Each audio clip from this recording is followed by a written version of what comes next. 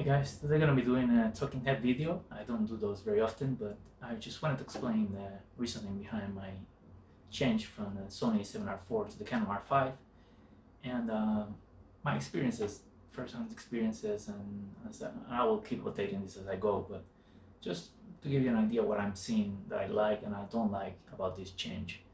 So just to give you a little bit of background, if you've seen my previous videos, I've been shooting Sony for a long time. My previous main portrait camera was the a7R4. Before that it was the a7R3. Before that it was the a7 II, the a6000. My very first Sony camera was the NEX6, which I got when I upgraded from my very first DSLR cameras, which were actually the Pentax K100D, followed by the K20D. So that's how I started basically. From the K100D was my very first digital camera, and after that I ended up with Sony until now. Now, while I've been calling myself a Sony shooter for a while, in reality I'm just a photographer, and I'm always looking for a camera or a gear that helps me improve my workflow, make things easier for myself. So I don't care who makes the brand labels, doesn't matter because I pay for my gear anyway. So case in point, I'm using the S21 Ultra Galaxy phone for recording this video right now. And I'm using it for traveling sometimes when I want to bring any of the cameras. That works perfectly fine for Instagram, Facebook. If I want a long reach and I have a fun camera like to go to the zoo, I have the Nikon P1000, which is a very small sensor, but it's very, very interesting, the results that you can get with this lens getting all the way to 3000 millimeters. And I might put some photos, for example, from the recent visit to the zoo. And then I have the Sony A9, which I still shoot, so I'm a hybrid shooter, you could say, because I have Sony and Canon full-frame cameras right now. I find the A9 to be a fantastic action camera with the 20 frames per second of silent shooting, which is a perfect electronic shutter. There's no rolling shutter issues, so no making lines or anything like that, which I still get with the R5 and much more with the a7R4 before. So when I want action, I still have my A9. But right now, the main camera that I'm going to be using for most of my work is going to be this, the Canon R5. Now, when the Canon first announced their EOS R full-frame mirrorless cameras, the first one that came out, I wasn't impressed. I mean, I've had a lot of features that they were missing that Sony already had, so it was okay. Canon is finally moving, to full-frame mirrorless, and let's see what they bring. And they did have awesome lenses like the 85-1.2, the 50-1.2, and some of the zoom lenses as well. So the lenses were there, but the bodies were not really enticing for me to do any change or take a second look.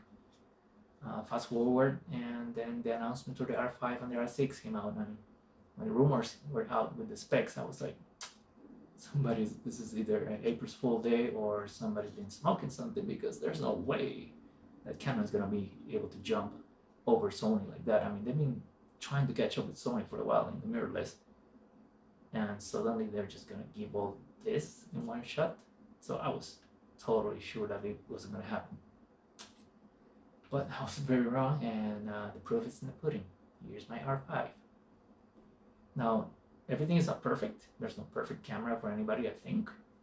So there's things that bother me a little bit, but nothing major, just nitpicking, I guess you could say. For instance, one of the things that I find right now that I don't like is the white balance. I don't like how not the white balance itself, but how you set it up. With the Sony, you have this tiny section in the center which you can point to your target. Perfectly fine, you know that you grabbed it from that white spot. With the Canon, it's like the whole picture is analyzed from the target, so I'm not sure if I have to fill the whole thing with the target or not. I need to play with it a bit more, but I just feel awkward. I feel very antiquated, and I hope they will improve that. But again, not a huge deal, but just one thing I don't like. The other thing I don't like is the lens release button. So on the Sony, you have it right here. Now, aside from Tony Nordrob, which I just saw him having some issues with a huge lens, I've never had a single issue with the release button hit by accident and my lens is falling on the floor. And I find this so easy because I'm grabbing the camera from the grip. My finger can slip to the lens release. My free hand can just grab the lens. That's so natural. And just put it back. With the Canon, the release button is on the other side where you don't have a real grip, so you have to like turn the camera to yourself, I guess, and then flip it or something. And it's just, I'm sure there's a way to do it, but it's not gonna be as natural as just having it right there. And then here what I have is like something else, and I'm hoping that I don't get used to this and then by accident release my lens on the A9 at some point, but hopefully not. But that's the other thing. And I think that the other was 3 things right now that I noticed that are bothering me a little bit. So those 2, and the other one is the portrait orientation of the photos. And by that I mean like this. I have this photo that I took as a portrait. I don't know if you can see it there, hopefully. So I took it in portrait mode. Now, with the Canon, you have to predetermine on the options how you want the portrait photos to be shown on the camera and on the computer. So if I leave it without selecting the option, the portrait photo will show like this, right? So it's very tiny, taking a little bit of space. I cannot just do this and show it in portrait mode. It won't do that. See, it doesn't change any orientation. So you have to go into the user settings on the menu and then change the portrait mode. So I have it right now so that in camera it uses the full side of the LCD, but when it goes to my computer, it will still show vertically. I find it very odd. Why is Canon just not allowing me to do this? Like with my A9, I can see that I took this photo, and if I, let's see, trying to declare, if I flip it, voila, just like a phone, it just automatically flips. So it's very simple. I don't know why Canon doesn't add that feature. Considering how much more advanced all the LCD functions are on the Canon, where you can touch on everything, and the Sony is very, at least on the generations before the A1, everything is very limited to what you can do with the touchscreen on the camera. I find it odd that Canon doesn't add that feature. So maybe they will eventually. But anyways, those are my 3 things that I've noticed so far. Now on the good sides, pretty much everything else. The flip screen, I'm always missing. I mean, sure, I know some people don't like that articulated screen, but I like to do a lot of portrait mode, so when I'm going outside and I want to do a low shot, this is so much better now. With the Sony, I had to like lower myself down, kind of like I was shooting with an old DSLR thing. Not anymore. So that's a big thing. Other things, the stabilization is better, definitely than the Sony. Even though I don't do a lot of video, but when I do, it's nice to have that extra stabilization. I still need to get used to this top LCD for changing the modes. I'm kind of so used to the wheels, but I can see the benefits of it, and it's nice, definitely nice looking, but not a feature that I would consider groundbreaking or anything like that. It just looks nice. One of the reasons I changed was the eye focus. Now Sony pretty much invented the eye focus, right? They've been doing it for a while, and Canon has been trying to catch up for a while. And in fact, if you recall my first experience with the R5, it was a so-so experience. And by that I mean that there were some things about the camera that I liked, and there were things that left me wondering what's going on. For example, I had some issues with the eye focus not hitting the eye in one of the scenes that I was doing kind of far away. I think it was a full body shot or half body shot test versus the A7R4. It kept missing the eye. And also a backlit, it was having troubles matching what the A7R4 was able to do with backlit. It was heavily backlit, but still backlit subjects. I don't know what Canon did with all the firmware that I've been releasing, but whatever they did was awesome, because the A7R4 cannot touch this camera when it comes to eye focus anymore. The A7R4 has a tendency to focus on the eyelashes, and it does that pretty often. And in fact, I was looking at a comparison of Tony did with the A1, and he mentioned the same thing, that it does that pretty often too. So maybe something that Sony has to fix on the algorithms. It tends to guide the eyelashes and more than the actual eye most of the time. Well, not most of the time, but more often than I would like. With this thing, it's insane. Like, I can't even count on one hand how many times it actually didn't grab the eye. It's just maybe a couple of times out of a ton of photos that I did in my first session at most. So it's ridiculous. It's insanely good at finding that eye, and that's crucial for me. Of all the things that I'm gonna mention that I like, that was the main thing, because for me, portrait work is a lot about nuances and small details in the posing. So I want to make sure that if I have that special moment, special pose that I like, that I don't have to go in there and try to fix the eye because it's not in focus. And if I don't blow it up, trying to tweak it so it looks great now. Sure, if you're shooting a wider, with more depth of field, like I don't know, f8, then you're gonna have plenty of depth of field to cover that. But if you're shooting like 1.4, 1.8, 1.2, whatever, then you're dealing with a very, very short thing, depth of field. So you want your camera to be able to grab that eye, and this thing just does it. And I'm doing it with a 105 1.4 art. This is the 50 1. Art, so I'm not even using the Canon RF lenses. I'm sorry for that noise. I just banged the camera against the table here. So anyway, that's one of the key features that I like. Besides that, of course, it's at 8K, 20 frames per second. The 8K is cool, the 60, 120, 60, 4K, sorry, 4K, 60, 4K, 120, all that's great to have. And I welcome those features, but I think the autofocus is the one thing that's been blowing me away the most. And another thing I remember on my first test of the R5, the only test that I had before buying one, it was like complaining about the overcooked raw files and how the detail seemed to be a bit enhanced. Like when you take a cell phone photo and the cell phone adds some extra digital enhancements to make it look better or more detailed than it really is. And I remember comparing them to my A7R4 and thinking that the A7R4 looks so much more natural in the detail versus the Canon overcooked, overly sharpened photos. Again, I don't know what Canon did, but I'm not seeing that at all now.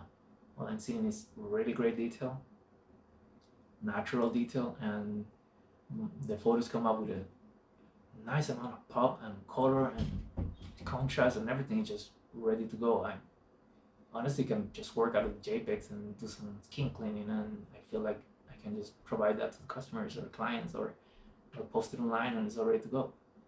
So it's saving me a little time, that's for sure. And that's another key factor besides the focus, just how good the photos are looking right off the camera. So that wasn't expected. I'll be honest, when I was doing the change, I was a bit apprehensive. But the camera actually made me take a second look at the R5 versus the R6, because I had the chance to test the R6. I was really impressed by it, a lot more than I was with the R5. So I started thinking that maybe there was something with the R5 when I tested it. Maybe firmware has been released that made it better. So maybe I should take another look. So here I am. Now I have the R5, and you're going to be seeing a lot more about this camera. I already did a shoot with it I'm going to be posting shortly. Before that, I'm going to be posting my last shoot with the A7R4, which was a lot of fun. It was based on the color of the year, yellow. But in even that shoot, I could find a lot of samples with the A7R4, with just not hitting the eye as I wanted. Now, as I finished the shoot with this one, pretty much everything was right on spot. And once again, I make it nice. Sorry about that. So I just wanted to do a short video on my findings so far. The R5 is doing great, but I'm gonna be keep testing it. I won't be able to test much of the overheating right now because, well, today is like about 40 degrees outside Fahrenheit, and it's not gonna get much warmer for the rest of the year and so on. So it'll probably be until like May or so when things begin to heat up here again, and I can actually test overheating. I don't expect any issues because I'm only, for the most part, just shooting photos. But I will do a test just for you guys about the overheating with video and the different formats of video that overheat. What I would like you to do is let me know what you think about the R5, the A9. Now that I have both cameras, what kind of tests would you like me to do? For example, I'm planning to get the 50mm 1.2 GM and compare it to the 50 on the Canon and see how they perform. Since they are newer lenses, I think it's a good comparison. I would like to compare the 85, but the 85 on the GM is pretty old and slow, so it wouldn't give us much of a comparison. I know by heart that the 85 1.2 is far superior in sharpness, bokeh, and autofocus speed. But the 50s, are more comparable. So I'm going to be using that and see how they compare in iFocus, action, tracking, and even the rolling shutter, and see how good this is. I know this is about 1/60th, I think, is the refresh rate versus 120 for the rolling shutter speed for the readout. The A7R4 I think was 1/15, so a big difference there, and it shows in the A7R4 the electronic shutter was pretty hard to use because anything would create some rolling shutter issues like wavy lines, like diagonal lines. Anyway, so I don't want to make this too long. Just wanted to let you know some of the reasons why I decided to change. Which, recapping, iFocus, major issue that I wanted to deal with, and this one just is brilliant. Having 8K, 4K 60, I always wanted to have that too. They flip the screen for portrait shots when I'm going in a lower shot angle. Awesome to have as well. Better stabilization is great. A few things that I didn't mention, I'm going to be bringing those up as I do a more formal review of the camera. The fact that you can use so many EF lenses and they perform so great, it's like a native lens. It's also a game changer because, for example, I was able to grab a 70-200, the 2.8 version 2, and I bought it for $900 used and it looks great. If I were to trying to find a GM 70-200, which I already tested before, and the 70-200 2.8 was far better than the GM in sharpness, it will cost me a lot more than $900 already.